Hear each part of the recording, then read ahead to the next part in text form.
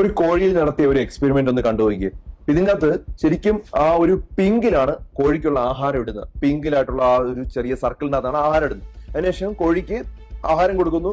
കോഴി വന്ന് ആ പിങ്കിലുള്ള ആഹാരം കഴിക്കുന്നു. അതിനുശേഷം ബ്ലൂവില് ആഹാരം ഇട്ടാലും വീണ്ടും പിങ്കിലുള്ള ആഹാരമാണ് കോഴി എടുക്കുന്നത്. കണ്ടിന്യൂസ് ആയിട്ട് കളർ മാറ്റുന്നു, സ്ഥലം മാറ്റുന്നു. പക്ഷെ ബ്രെയിനിൽ രജിസ്റ്റർ ആയി, കോഴിയുടെ ബ്രെയിനിൽ രജിസ്റ്റർ ആയി പിങ്കിലാണ് ആഹാരം. എവിടെ മാറ്റി വെച്ചാലും കോഴി അങ്ങോട്ടാണ് പോകുന്നത്.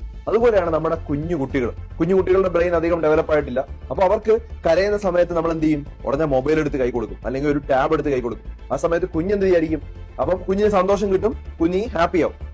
കുഞ്ഞ് കാണുന്ന നല്ല എന്റർടൈൻമെന്റ് ആണ്, കളിക്കുന്ന സാധനമാണ്, പല കളറുകളുണ്ട്. ഇപ്പൊ കുഞ്ഞ് ഹാപ്പിയായി. അതിനുശേഷം വീണ്ടും ടാബ് കിട്ടണമെന്ന് കുട്ടിക്ക് തോന്നുമ്പോൾ കുട്ടി എന്ത് ചെയ്യും? വീണ്ടും കുട്ടി കരയും. അപ്പൊ നമ്മൾ വീണ്ടും എടുത്ത് കൊടുക്കും.